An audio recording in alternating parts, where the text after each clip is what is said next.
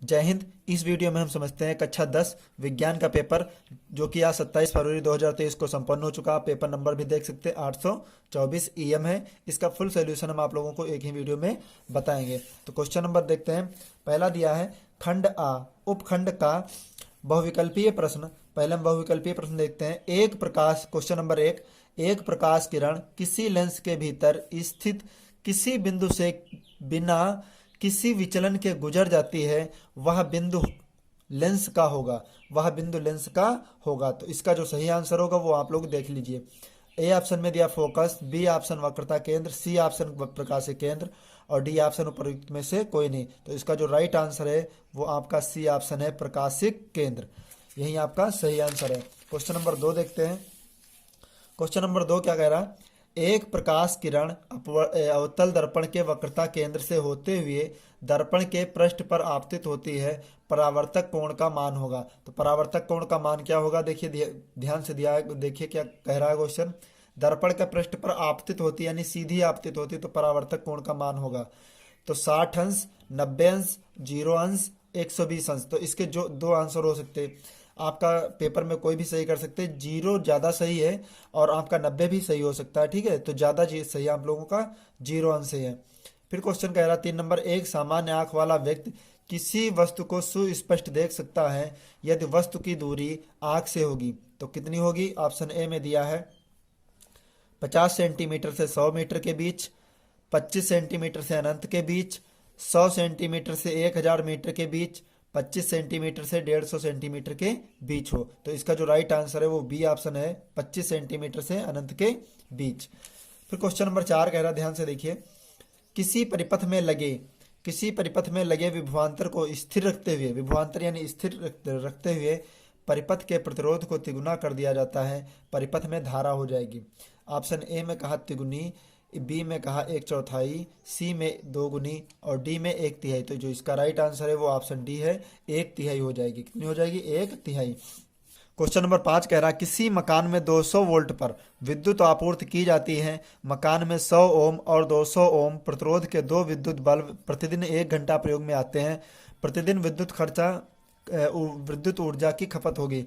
Option A 500 watt, B 600 वाट, सी 300 वाट और D आपका जो दिया है वो 900 वाट घंटा, 900 वाट घंटा। तो यहाँ पे देखिए हल करके भी देख सकते हैं। 200 गुणे 2 3 6, 4 जीरो, 1 2 3, 1 2 3, 1 2 3, 300 यानी 600, 6 तो 60 नहीं आ रहा है यहाँ पे, और 1 घंटा ये और दिया है तो 60 से और मल्टीपल होगी तो आपका ऑप्शन आएगा 600 वाट, 600 वाट घंटा। किसी गोलीय दर्पण तथा लेंस की फोकस दूरियां -25 सेंटीमीटर है, संभवतः दर्पण एवं लेंस होगा। तो क्वेश्चन नंबर 6 में ऑप्शन ए कह रहा है दर्पण उत्तल तथा लेंस अवतल। दर्पण अवतल तथा लेंस उत्तल, दोनों अवतल। तो इसका जो राइट आंसर है वो ऑप्शन डी है, दोनों अवतल होंगे, क्योंकि फोकस दूरियां माइनस में दी तो दोनों अवतल ही होंगे। क्वेश्चन नंबर 7 कह रहा किसी विद्युत परिपथ में 2 ओम, 4 ओम, 6 ओम के तीन प्रतिरोध श्रेणी क्रम में जुड़े हुए हैं। परिपथ में 2 एम्पीयर की धारा प्रवाहित हो रही है। प्रत्येक प्रतिरोध के सिरों के बीच विभवांतर ज्ञात कीजिए। तो प्रत्येक सिरों के बीच जो विभवांतर होगी वो ऑप्शन ए इसका राइट आंसर है, 4 वोल्ट, 8 वोल्ट और 12 वोल्ट। फिर क्वेश्चन नंबर 8 कह रहा है, ध्यान से देखिए 8,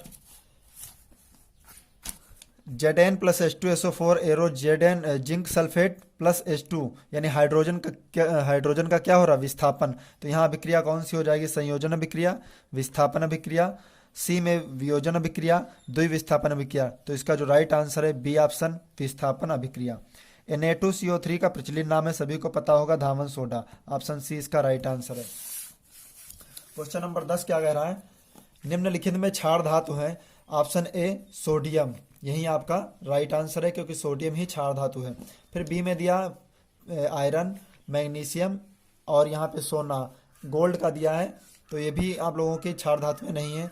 11 में कह रहा देखिए इतना बड़ा कॉलम दिया, तो इसका जो राइट आंसर वो एक ही ऑप्शन है, ऑप्शन इसका जो सही आंसर है पहले का दूसरा है, देखिए ध्यान से देखिए, और दूसरे बी का पहला, सी का चौथा और डी का तीसरा। तो ऑप्शन ए इसका राइट आंसर है।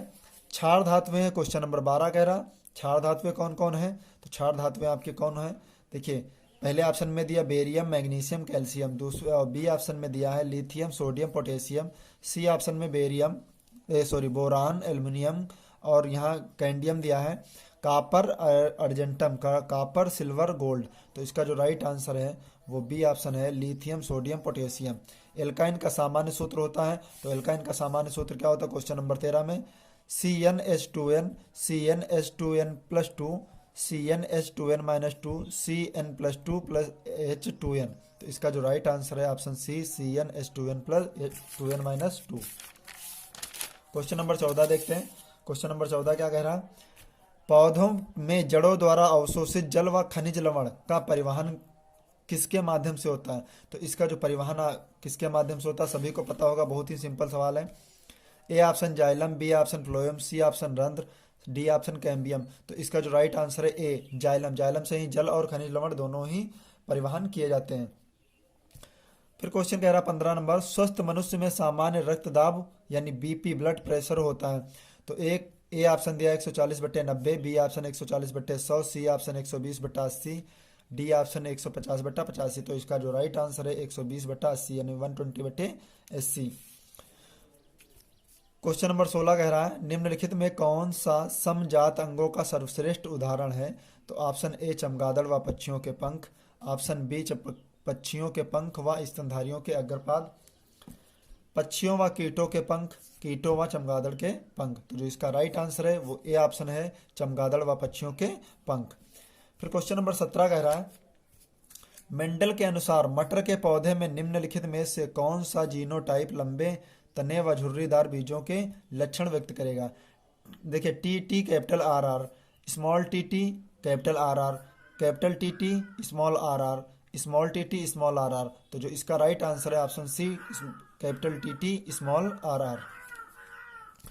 क्वेश्चन नंबर 18 कह रहा है द्विखंडन विधि द्वारा लैंगिक जनन होता है। तो द्विखंडन द्वारा लैंगिक जनन किसमें होता है?